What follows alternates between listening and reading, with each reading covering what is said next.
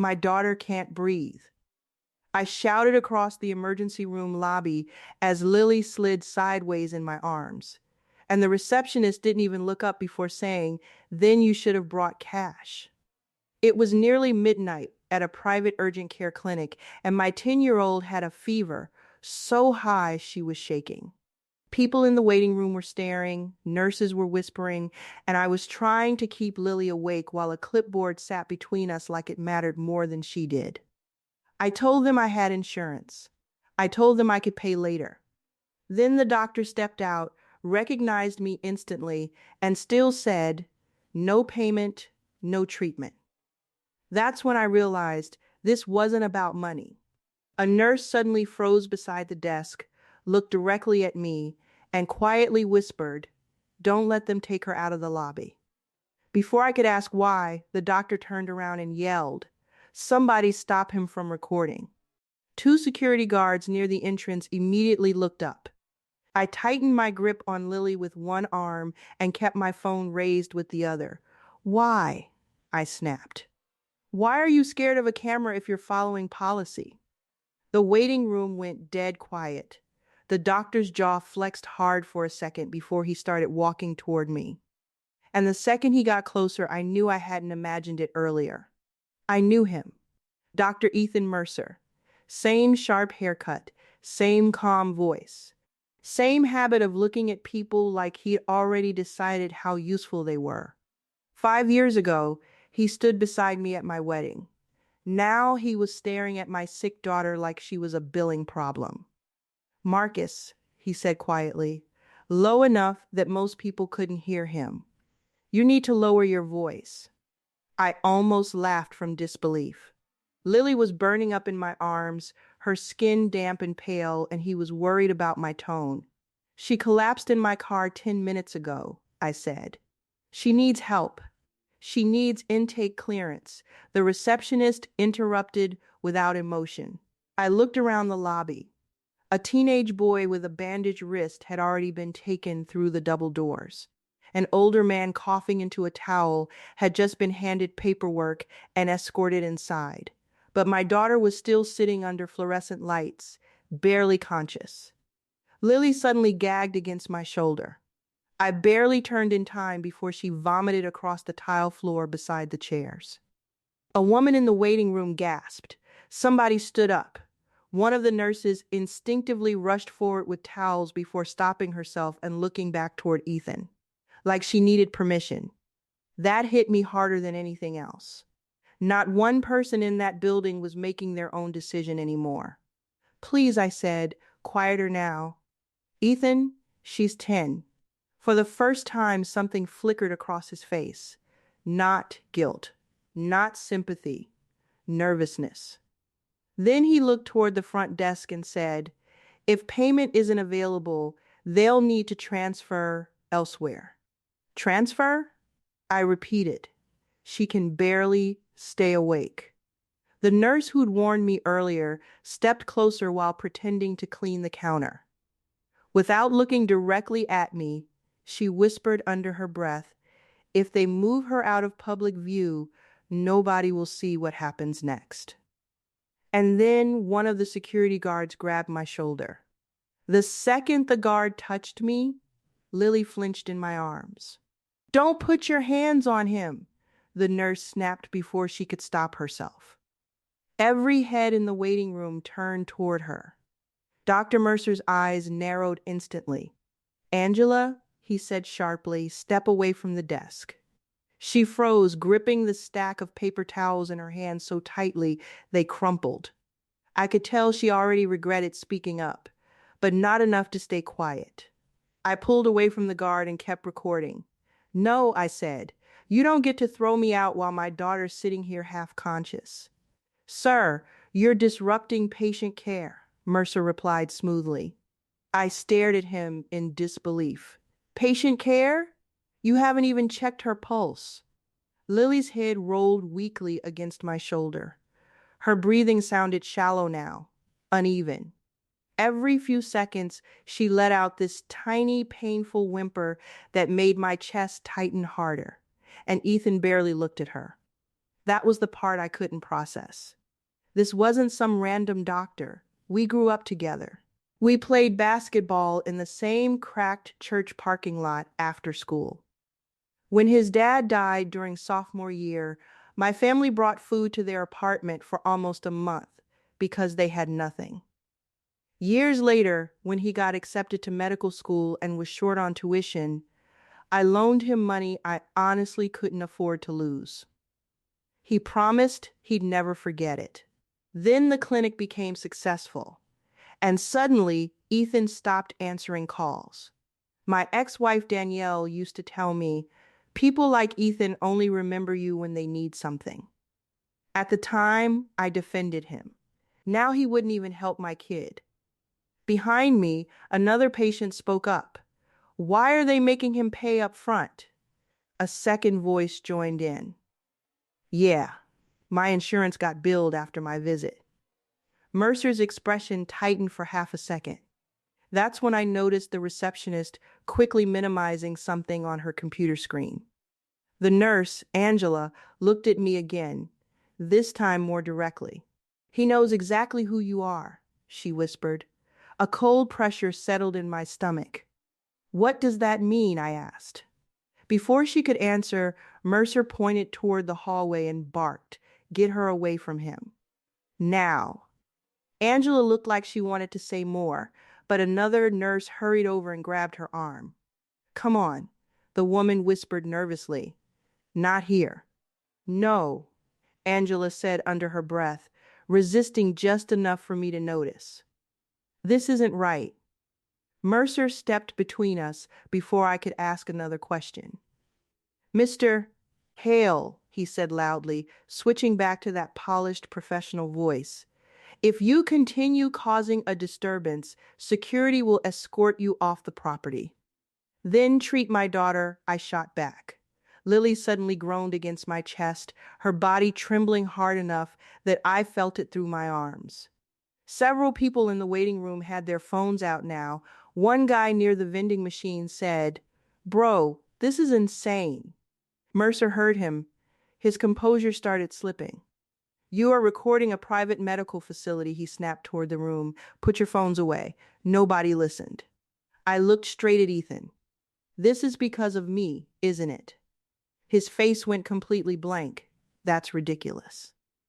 Then explain why everyone else gets treatment except my 10-year-old. For a second, nobody spoke. Then Angela appeared again at the edge of the hallway. She moved quickly, pretending to organize folders near the reception desk while sliding something across the counter toward me. A patient beside me discreetly blocked the view with his jacket. I looked down. It was a printed intake sheet. At the top was Lily's name, and underneath it, highlighted in yellow, were the words, "Do not admit until payment cleared." My pulse slammed in my ears. This wasn't policy. This was deliberate. I looked up slowly at Ethan, and suddenly an old memory hit me like a punch to the chest. 3 years ago, Ethan asked me to invest in this clinic when it first opened. He promised it would change emergency medicine. But after looking through some of the financial paperwork, I found charges that didn't make sense. Patients billed thousands for basic treatment, duplicate emergency fees, pressure tactics for upfront payment. I refused to be involved. After that, Ethan vanished from my life completely. Now, my daughter was paying for it. Behind me, somebody said, "This is live online right now." Mercer turned toward the phones in panic, just as Lily's body suddenly went limp in my arms. Angela screamed, "She's crashing." And another doctor came running through the double doors shouting, "Why hasn't this child been treated yet?" Everything exploded at once. The second doctor dropped to his knees beside Lily and checked her pulse while Angela rushed for equipment. The waiting room that had been silent 10 minutes earlier was now full of people shouting over each other. "She needs a room now. How long has she been sitting here? Someone call an ambulance." Mercer stood frozen near the reception desk while staff scrambled around him. The new doctor looked up furiously. "She's septic," he barked. "Move." Two nurses grabbed a stretcher and transferred Lily out of my arms. The moment they pulled her away, I felt this horrible emptiness hit my chest. I tried following them through the double doors, but security blocked me for half a second before the doctor yelled, "Let him through." I ran beside the stretcher as they pushed Lily down the hallway under harsh fluorescent lights. Her eyes were barely open now. "Dad," she whispered weakly. "I'm here," I kept saying. "I'm right here." A nurse slammed open the treatment room doors while another started hooking monitors onto Lily's chest. Then I heard the doctor say the words that made my stomach drop. "Possible rupturing appendix. She should have been seen immediately." Immediately. Not after paperwork, not after payment. Immediately. Outside the room, Angela caught up to me, breathing hard. She looked terrified someone would overhear us. "This isn't the first time," she whispered. "Mercer's been forcing staff to delay patients with insurance disputes or no deposits, especially emergency cases." I stared at her. "Why hasn't anyone reported him?" "Because he owns part of the clinic," she said. "People who pushed back got fired." Before I could respond, Danielle came rushing down the hallway. The second she saw me, she demanded, "Marcus, what happened?" But before I could answer, Mercer appeared behind her, and the look Danielle gave him told me everything. She trusted him, not me. "Danielle," Mercer said calmly, "your ex-husband became aggressive when staff explained payment procedures." "You're lying," I cut in. But Danielle hesitated, just enough to hurt. Then Angela looked down at the tablet in her hands and suddenly went pale. "What?" I asked. She slowly turned the screen toward me. Lily's insurance approval timestamp had gone through 40 minutes earlier. Mercer had known the entire time. And at that exact moment, a woman in a gray suit stormed into the hallway, holding printed records. She looked directly at Mercer and said, "You altered the intake timeline. Do you understand how illegal this is?" The hallway went silent. Not quiet, silent. Even the nurses moving around Lily's room seemed to slow down as the woman in the gray suit walked straight toward Ethan Mercer holding a stack of printed intake records in one hand and a hospital-issued tablet in the other. She wasn't police. She was regional administration. And judging by Mercer's face, he knew exactly how bad that was. "You manually overrode an approved emergency intake," she said flatly. "Twice." Mercer immediately switched tones. "There's been a misunderstanding, no." Angela cut in from behind me, her voice shaking but firm. "There hasn't." Everybody looked at her. For a second, I honestly thought she might back down. Instead, she stepped forward. "He flagged the file the moment he saw the patient's last name," she said. "He told front desk staff not to admit her until payment cleared, even after insurance approved." Mercer's expression hardened instantly. "Angela, think carefully about what you're saying." "She almost died," Angela replied. That landed harder than anything else in the room, because nobody could deny it anymore. The second doctor stepped out of Lily's treatment room, pulling off his gloves. "Her appendix ruptured," he said. "We're transferring her for emergency surgery now." Another delay, and this could have gone very differently. Danielle covered her mouth with both hands. Then she slowly turned toward Ethan. "You told me Marcus was unstable," she said quietly. "You said he made things up when people held him accountable." Mercer didn't answer, and that silence told her everything. Over the next hour, the entire story started unraveling. The administrator reviewed security footage, intake logs, insurance timestamps, and staff messages. Multiple employees admitted they'd been pressured for months to prioritize patients who could immediately pay out of pocket. Emergency cases were quietly delayed when billing became uncertain. And Ethan had personally interfered with Lily's intake. Not because of policy, because of me.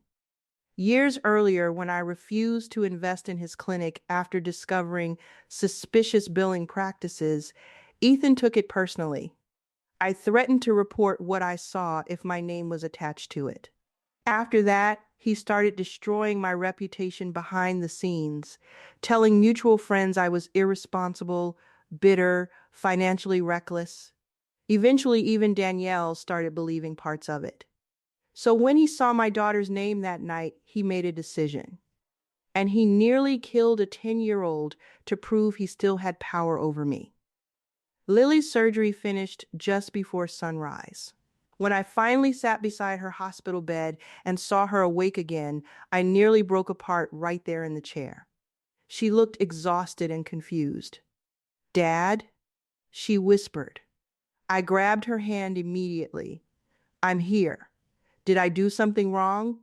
That question hit harder than the entire night. I leaned forward and said, "No, Lily, none of this was your fault." Behind me, Danielle started crying quietly. A week later, the videos from the waiting room had spread everywhere locally. The clinic was under investigation. Former employees came forward with their own stories. Ethan was suspended pending a medical board review, and attorneys were already circling the case. Angela nearly lost her job for speaking up. So when reporters contacted me, I made sure every interview included her name first. Not mine, hers. Because while everyone else followed orders, she was the only person in that building who acted like my daughter mattered. 3 weeks later, I picked Lily up from school after she recovered. As she climbed into the car, she looked over at a medical building across the street and asked softly, "Are hospitals always like that?" I sat there for a second before answering. "No," I said. "And the ones that are shouldn't stay open." As we drove away, workers were already removing the clinic sign from the front of the building.